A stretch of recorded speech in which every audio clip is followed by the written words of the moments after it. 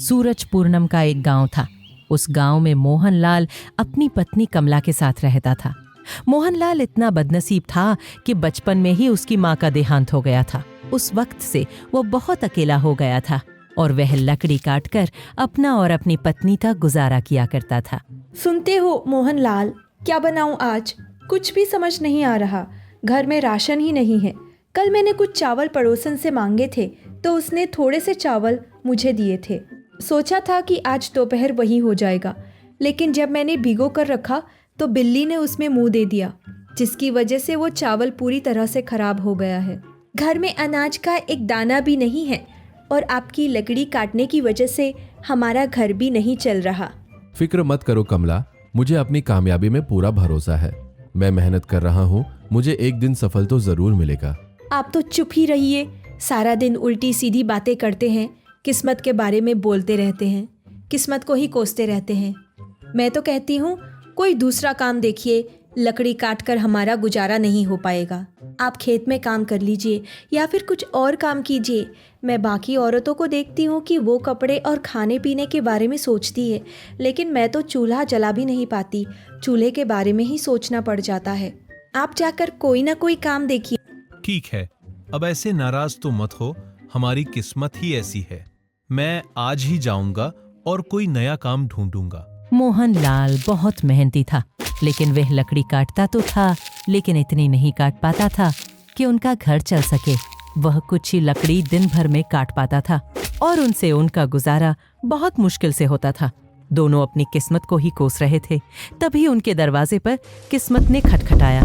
मोहनलाल बाहर गया और उसने एक साधु महाराज को देखा जो बहुत ही ज्ञानी लग रहे थे। बेटा, खाने को कुछ मिल जाता तो मेरी आगे की यात्रा अच्छी रहती। 2 दिन से भूखा हूँ, चलते चलते पैरों में छाले पड़ चुके हैं। बस एक वक्त का खाना करवा दो। बाबा जी, मैं बहुत गरीब हूँ। मेरे पास खाने को अनाज का एक दाना भी नहीं है, लेकिन आपकी तसल्ली के लिए मैं एक बार घर की औरतों से पूछ लेता हूँ। अगर खाने को कुछ हुआ तो मैं आपको वो जरूर दूंगा। आप बहुत थक गए हैं, जब तक आप मेरे घर में आराम कर लीजिए थोड़ा। तभी मोहनलाल अपनी पत्नी के पास जाता है और उसे सारी बात बताता है। तभी उसकी पत्नी बोलती है, सुबह का बचा हुआ कुछ खाना है। अगर आप वो खाना साधु को दे दे तो क्या पता वो हमें कोई कीमती चीज दे पाए, क्योंकि दोपहर का खाना बना नहीं है और घर में खाने को कुछ भी नहीं है। रात के बारे में सोचना पड़ेगा। अभी आप लकड़ी काटने जाएंगे तो रात का खाना बनेगा और सुबह का सिर्फ बचा हुआ कुछ खाना है, वही दे दीजिए। ठीक है, मैं वही दे देता हूँ। इसके बाद साधु को मोहनलाल ने वही भोजन दे दिया। मोहनलाल ने बोला, बाबा, मेरे पास यह बचा हुआ सुबह का नाश्ता है, यह मैं आपको देता हूँ। मेरे पास घर में अनाज का एक दाना भी नहीं है, आपको यह बासी खाना पड़ेगा। माफ कीजिएगा, मेरी किस्मत ऐसी चल रही है कि मैं किसी की भी मदद करने की हालत में नहीं हूँ। बेटा, तुमने मेरी मदद की, यही मेरे लिए बहुत है। आजकल कौन किसी को पूछता है, खासकर अनजान को। तुम मुझे नहीं जानते, मैं अनजान हूं, लेकिन इसके बावजूद भी तुमने मेरी मदद करने की कोशिश की। तुम्हारे घर में अनाज का एक दाना भी नहीं था। मैं तुम्हारी नीयत से बहुत खुश हुआ। तुम एक अच्छी नीयत और ईमानदार इंसान हो। बाबा, भोजन ठंडा हो जाएगा, जल्दी से खा लीजिए। भोजन को गर्म खाने में ही मजा है। बेटा, इससे पहले मैंने इतना स्वादिष्ट खाना कभी नहीं खाया। सच बता रहा हूं, आंखों से आंसू निकल गए। यह तो मेरी माँ के हाथ के खाने जैसा था। तुम्हारा शुक्रिया बेटा। इसके बाद साधु बाबा फटाफट भोजन का मजा लेने लगते हैं। वह देखते ही देखते पूरा खाना खा जाते हैं और फिर उसके बाद थाली खाली हो जाती है। नहीं, इसकी कोई बात नहीं है।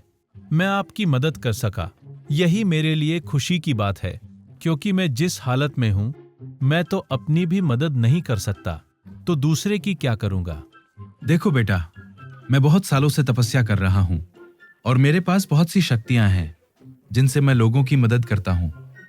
तुम कोई भी एक अच्छा वरदान मांग लो, मैं तुम्हारा वह वरदान पूरा कर दूंगा। तुम कुछ भी मांग सकते हो, लेकिन शर्त यह है कि तुम्हारे मन में लालच नहीं होना चाहिए। अगर तुमने मन में लालच पैदा करके मुझसे कुछ मांगा तो वह तुम्हें मिल जाएगा, लेकिन वो तुम्हारे काम नहीं आएगा। तुम उसे पाने के बाद भी परेशान रहोगे। और तुम्हारी हालत और भी खराब हो जाएगी। साधु महाराज जी, मुझे एक वरदान चाहिए। मेरी इच्छा ये है कि मेरे पास जो कुल्हाड़ी है उसके अंदर अद्भुत शक्ति आ जाए, जिससे मैं आसानी से बहुत सारी लकड़ियां काट पाऊं। मैं कुछ ही लकड़ियां काटूं और वे बहुत सारी हो जाएं। मैं लकड़ियां काटता हूं और मुझे उसमें बहुत मेहनत लगती है और उसी से मेरा घर चलता है। तो मैं चाहता हूं कि मैं बहुत सारी लकड़ियां काट पाऊं। बेटा, मैं तुम्हारे स्वभाव से बहुत प्रभावित हुआ। तुमने मन में लालच नहीं पाला और तुमने सोच समझकर चीजें मांगी। मुझे खुशी है कि मैं तुम्हारी मदद कर पाया। मैं तुम्हारी इच्छा पूरी करता हूँ। ये कुल्हाड़ी जादुई कुल्हाड़ी है। इससे जब भी तुम पेड़ वगैरह काटोगे या लकड़ियां काटने का प्रयास करोगे तो इसमें शक्ति पैदा हो जाएगी, जिससे तुम आसानी से लकड़ियां काट पाओगे और मेहनत से लकड़ियां बेच पाओगे। इसके बाद वह साधु वहां से चला जाता है। इसके बाद मोहनलाल वह कुल्हाड़ी लेकर अपनी पत्नी के पास जाता है और उससे कहता है, साधु महाराज ने मुझे ये कुल्हाड़ी दी है। इससे मैं लकड़ी काटूंगा तो मुझे अद्भुत लकड़ी मिलेगी, जिससे मैं जल्दी अमीर हो जाऊंगा। मैंने तुमसे कहा था ना कमला कि एक दिन मुझे मेरी मेहनत का फल जरूर मिलेगा। मेहनत का फल उसी रूप में मिलेगा जब आप मेहनत करेंगे। आप तो बातें कर रहे हैं, जल्दी से जाइए और लकड़ियाँ काटिए ना। ऐसा ना हो कि जंगल में पेड़ ही खत्म हो जाए, उसके बाद आप अपनी किस्मत को कोसते रहेंगे। इसके बाद मोहनलाल जल्दी जल्दी जंगल के लिए निकलता है और लकड़ी काटने का प्रयास करता है। उसने लकड़ी काटना शुरू ही किया था कि देखते ही देखते बहुत सारी लकड़ी इकट्ठा हो गई। उसका दिल बहुत खुश हुआ और उसने उस लकड़ी को गांव के बड़े जमींदार को बेच दिया। जमींदार ने बोला, अरे मोहनलाल, क्या हुआ? तेरे हाथ कोई जादू मशीन लग गई क्या? इतनी सारी लकड़ी तो एक बार में कैसे काट ली?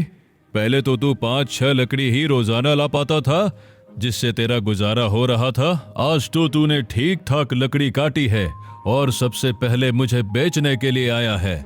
इसकी मैं तुझे अच्छी कीमत दे पाऊंगा। सेठ जी, मैंने आज बहुत मेहनत की है ताकि मेरी जिंदगी बेहतर हो सके, इसलिए यह सारी लकड़ियां आपको बेच रहा हूं। इसके बाद मोहनलाल खुशी खुशी पैसे लेकर घर लौट गया। अब तो यह रोज का ही हो गया था। मोहनलाल सुबह सवेरे लकड़ी काटने के लिए निकल जाता था और उसकी जादुई कुल्हाड़ी हमेशा उसका साथ देती थी। वह खूब सारी लकड़ियां काटता था और उन लकड़ियों को जमींदार के पास ले जाकर बेच देता था और ऐसे ही चलता रहा। मोहनलाल लकड़ी काटता रहा और जमींदार को बेचता रहा। देखते ही देखते मोहनलाल ने बहुत संपत्ति जमा कर ली थी। अब उसके पास एक अच्छा बड़ा घर था और वह अपनी पत्नी कमला के साथ हंसी खुशी अपना जीवन बिता रहा था। तो दोस्तों, अगर आपको जीवन में एक इच्छा पूरी करने का मौका मिले तो आप क्या करोगे? कमेंट में जरूर बताओ।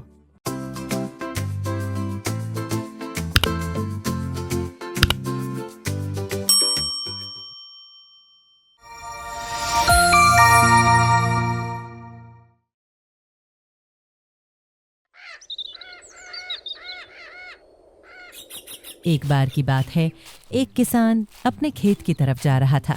तभी रास्ते में उसे एक जमींदार मिलता है और वह उससे हालचाल पूछता है। सेठ जी, हमारे नसीब में आराम कहाँ लिखा है? हमें तो रोज मेहनत करने जाना पड़ता है। आपकी तरह हम सेठ थोड़ी ना है। अरे मोहनलाल, कहाँ जा रहे हो? कड़कती धूप हो रही है, घर जाओ और आराम करो। यह बोलकर मोहनलाल काम के लिए निकल पड़ा। मोहनलाल खेत पहुंचा और कड़कती धूप में खेती करने लगा। वह बहुत देर से खेत को संभाल रहा था। उसके चेहरे पर खुशी झलक रही थी। वह मेहनत कर रहा था। जब वह थक गया तो एक पेड़ के नीचे आकर बैठ गया और उसके बाद बोलने लगा, अरे आज तो मजा ही आ गया। आज जाकर घर में आलू के पराठे खाऊंगा, मजा ही आ जाएगा। काम का दोगुना मजा मिलेगा। चलो अब चलता हूँ, खेत का काम तो खत्म हो गया। इसके बाद मोहनलाल घर के लिए निकल गया। वह चलते चलते अपने घर पहुंचा। उसकी पत्नी कमला खाना बना रही थी और खाने की खुशबू मोहनलाल की नाक में जा लगी। खुशबू सूंघते ही मोहनलाल को मजा आ गया। मोहनलाल ने कहा, वाह वाह कमला, क्या बना रही हो? चारों तरफ खुशबू फैल गई है। जल्दी लेकर आओ भोजन। आज तो बहुत मेहनत की है। बस 5 मिनट रुको, मैं लेकर आती हूँ। आज आपको बहुत मज़ा आएगा क्योंकि मैंने दिल लगाकर आपके लिए खाना बनाया है। इसके बाद कमला खाना लेकर आती है। खाना परोसा जाता है और फिर दोनों मजे से खाने लगते हैं। खाने में इतना स्वाद था कि खाकर मजा ही आ गया। दोस्तों, वाह वाह, मजा ही आ गया। अरे वाह कमला, तुमने तो खाना बहुत स्वादिष्ट बनाया है। तो आज मैं तुम्हें खरीदारी के लिए ले जाऊंगा और तुम्हें बहुत सारी साड़ियां दिलाऊंगा। तुम्हें बहुत अच्छा लगेगा। अरे जी, ये बात तो आपने बिल्कुल सही कही। मैं तो बहुत सारी साड़ियाँ लूँगी। गुलाबी, हरी, पीली, नीली, लाल, हरी, सारे रंग की साड़ियाँ लूँगी। मुझ पर बहुत अच्छी लगेंगी। वह सब तो ठीक है, लेकिन इतनी सारी साड़ियां का क्या करोगी? 2-3 साड़ियां लो। लाल, गुलाबी, पीली, नीली, 2-3 ही लो। तुम तो पूरा दुकान खरीदना चाह रही हो। इसके बाद मोहनलाल अपनी पत्नी कमला को साड़ी दिलाने के लिए शहर के लिए निकल गया। वैसे दोस्तों, मोहनलाल तो अपनी पत्नी कमला को साड़ी दिला ही देगा। आप उसकी चिंता मत करो। वीडियो को लाइक करो, चैनल को सब्सक्राइब करो और नए वीडियो के लिए बेल नोटिफिकेशन दबाना मत भूलना। नई वीडियो बहुत जल्दी देखने को मिलेगी। और अगर आपको कोई टॉपिक पसंद आता है या फिर आप उस टॉपिक पर वीडियो चाहते हो तो हमें ज़रूर बताना। हम उस पर ज़रूर वीडियो लाएंगे। चलती हूँ दोस्तों, धन्यवाद।